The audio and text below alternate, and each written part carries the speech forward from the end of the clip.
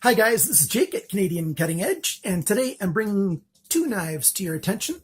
Two knives that I got at a Canadian Tire store about 3 or 4 months ago.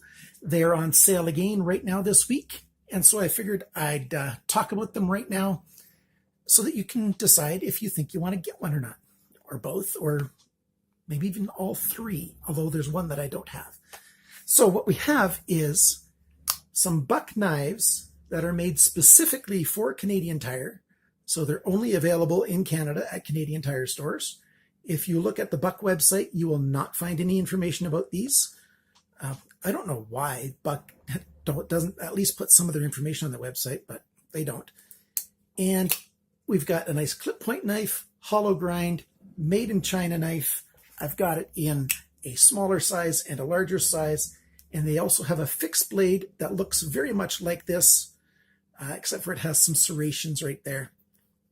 So if you're interested at all in finding out a little bit more about these buck knives at Canadian Tire stores in Canada, check out this review.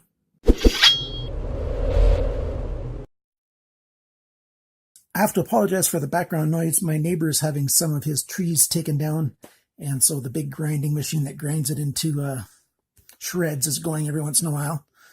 So let's take a look at what we got here.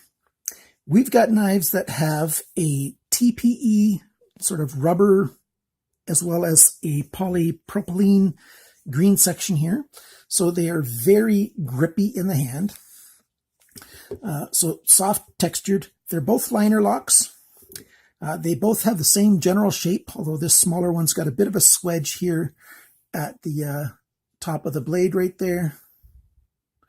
Other than that, the blade shape is the same, hollow grind, clip point, jimping up here, thumb studs.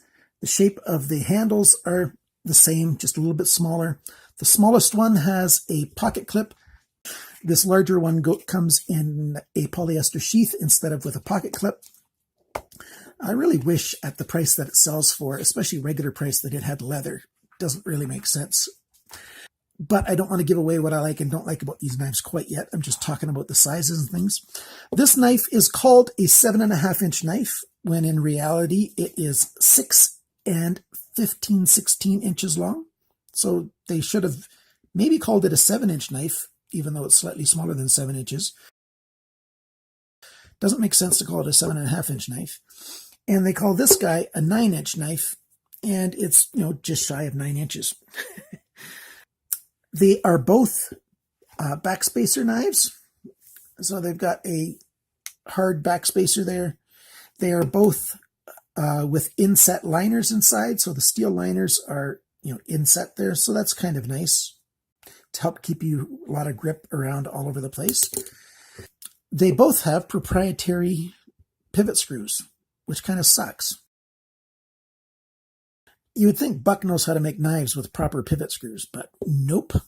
They have these made in China knives with this little 4-hole screw. So I've not adjusted these and, tightened them up or loosened them or done anything to them. I'm not even taking them apart to show you exactly what the insides look like because I want to be able to put it back together. And I don't have a tool that fits it well enough for me to attempt that. I created my own little temporary tool. I got this tool here. This is a spreader. You squeeze it and it spreads these 2 points apart. You can find different tips for them. You can get these tools at your hardware store. And then I'm just using a C-clamp to hold it at the proper distance apart. And then I can finally fit that in there, and I can undo these, well, on this side, there we go. I can undo this screw.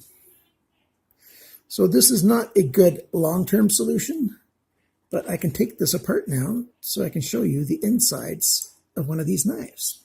So as you can see in here, we've got that one white nylon washer, and we've got a phosphor bronze washer. And having these liners, that's what I was talking about with the recessed liners. That's what helps keep this thing down to under 3 ounces. So that already tells you something about if you want to buy this or not, I think. Let's talk about the sizes of each of these, and then we will go ahead and talk about what I like and don't like about these knives. So let's start with the little guy. So this is the Buck 322. That's the number they're calling it.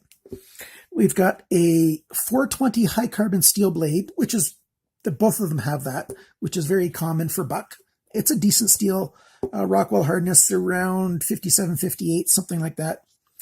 And let's talk about the sizes of this thing. Cutting edge right here, 7.3 centimeters, 2.88 inches. The blade length up to the handle is 7.5 centimeters, which is 2.95 inches. The blade thickness is 3.09 millimeters, which is 0.1215 inches. The thickness of the edge behind the grind is 0.56 millimeters, which is 0.022 inches. So that's a decent thickness behind the grind for what is common these days. I would like it to be a little bit thinner, but that's what it is. The handle length is 10.2 centimeters, which is 4 inches. And the grip area down here is 8.2 centimeters, which is 3.2 inches. The handle thickness is 1.45 centimeters, which is 0.572 inches. And the total length of this knife is 17.5 centimeters, 6.89 inches. Let's talk about the weight. 76 grams, 2.7 ounces, and the packaging says that it is 57 grams, and, well, 56.7 grams and 2 ounces. It's really 2.7 ounces. That's fairly significant. You know, they're off by like 30% or whatever. Guys, you got to get your measurements right on your packages. It just doesn't make any sense. The regular price at Canadian Tire for this knife is listed at $39.99. It's Canadian. This week, the last week of September 2017, it is listed for $29.99 on sale. So let's do the sizes for this bigger guy now. This is listed as the 323. The cutting edge, 9.04 centimeters, which is 3.56 inches. The blade length is 9.35 centimeters, which is 3.68 inches. The blade thickness is 3.61 millimeters, which is 0.1415 inches. The thickness behind the grind is a little bit bigger than the little guy. We're talking 0.61 millimeters, which is 0.024 inches. So on a blade that's 3.5 inches, it's starting to get a little bit heavier than I want it to be, but it's still reasonable. I'll show you some cut tests later on. The handle length on this guy is 12.7 centimeters, which is 5 inches. Grip area is 4 inches, 10.2 centimeters. And the handle thickness is 1.49 centimeters, which is 0.588 inches. The total length for this knife is 22.1 centimeters. I'll put the exact inches right here on the bottom of the screen. The weight for this guy is 118 grams, 4.2 ounces. If you add in the sheath, 144 grams, 5.1 ounces. If it was leather, it would weigh a little bit more. I wish it was leather. This knife, regular price is $59.99 in Canada, Canadian Tire. It's on sale right now for $44.99. It's time to talk about the things that I like and don't like about this knife, or these knives. Sharpener's choil, missing on both of these. It'd be a nice touch if they had one. It's not the end of the world for them not having one. The hollow grind is okay. It's pretty consistent, ground along the edges. I guess I'm going to be going back and forth between pros and cons and mixing them all together. I already mentioned that I thoroughly dislike the pivot screws. The liner locks, they both lock up quite well. They're not super early, but they're definitely not late at all. They're very much like I would like a brand new knife to be. That's a good thing. Lockup is pretty solid. There's a little bit of blade play side to side on both of these knives. They both have one white nylon screw and one phosphor bronze screw. And they both have good sized stop pins. They both line up quite well when you close the knife, which is kind of good. The smaller one is just slightly off center, and the larger one is almost perfect with on my samples. The smaller one, it's got the pocket clip on it, and you look at this pocket clip, it's, oh, nice deep right side carry, tip up carry. Hey, wow, that'd be a really nice pocket clip. And at first, when I was looking at the packaging and stuff, and when I took it out, I go, yeah, that's a really good pocket clip. It looks good. I like the deep kind of style. But then I went to use it. Looks good in the pocket, doesn't it? Yeah, sure, it looks good. But when you go to grab it and move it, it's kind of tricky because you've got this TPE that gives traction on the inside of the pocket, which makes it a little bit harder to push in and a little bit harder to pull out because it's got extra friction along that TPE. So somebody didn't actually use the thing. They just looked at it and said, hey, it looks right, it should work. But they didn't actually test it with the TPE. It's not a good idea with the TPE and the pocket clip. It was frustrating a few times with trying to get it in and out. You know, try to pull it out of your pocket when you want to, and it's just grabbing on. It's frustrating. So a good idea, not so good in actual execution. Now, this larger one doesn't have any pocket clip at all, which makes it very comfortable in hand.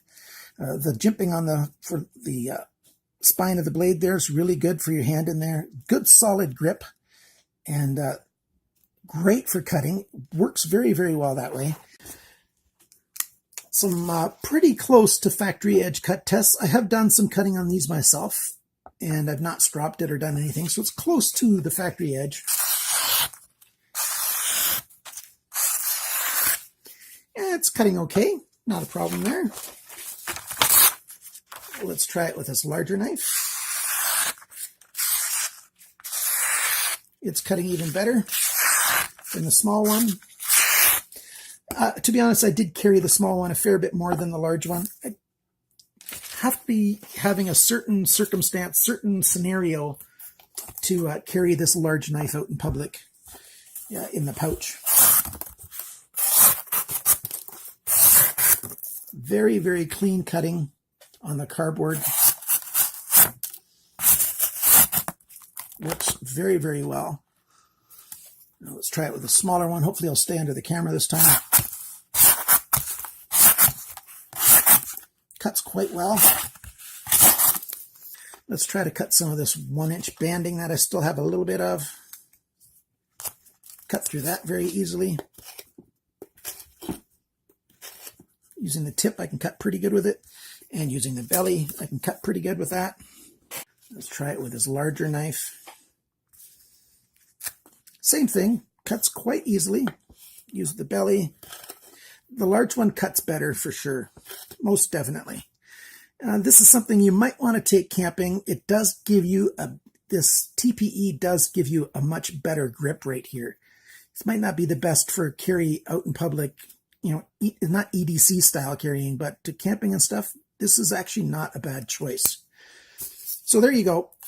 Those are the cut tests. But then you've got this cheap sheath, and it is a cheap sheath. You know, for this style of sheath, you know, it's made okay, but for this price point, I'd be expecting some leather. The snap is, you know, tight on it. It holds it in there.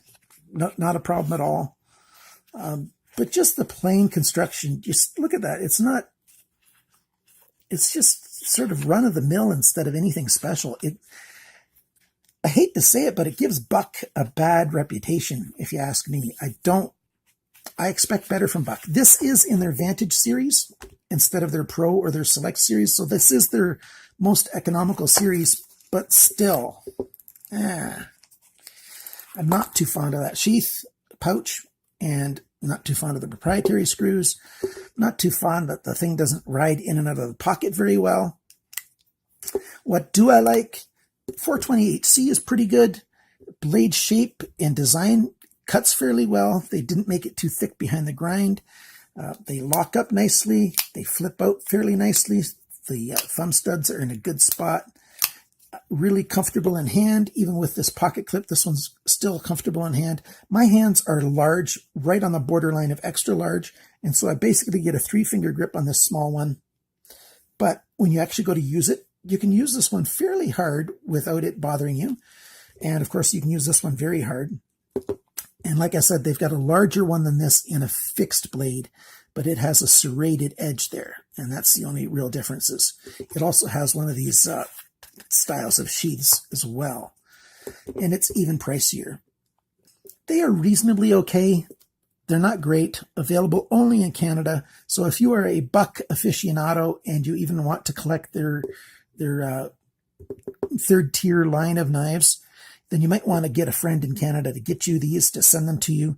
I'm willing to sell these, and I bought them on sale as well. So my prices were, the same prices here, 30 and 45, which is, $75 Canadian for this, which means I'm willing to sell this for about $50 US. If somebody wants to buy this from me, you have to email me at canadiancuttingedge@gmail.com. $50 US plus the actual cost of shipping to anywhere in the world. I do have one question that I wanted to ask. Is there anybody in Canada who has used Buck's warranty? How did that claim go? I'd like feedback on that. These do have Buck's lifetime warranty on them, which is a good thing. And I just have a feeling that they might need warranty work if that pivot starts coming, really loose and then, causes some kind of abnormal wear and breakage. I don't know how, if they would honor it or not. I just don't have warranty experience with Buck. Thanks so much for watching, guys. Thanks for liking, commenting, sharing, subscribing, and all that other good stuff. And remember to always cut towards your chum and not your thumb.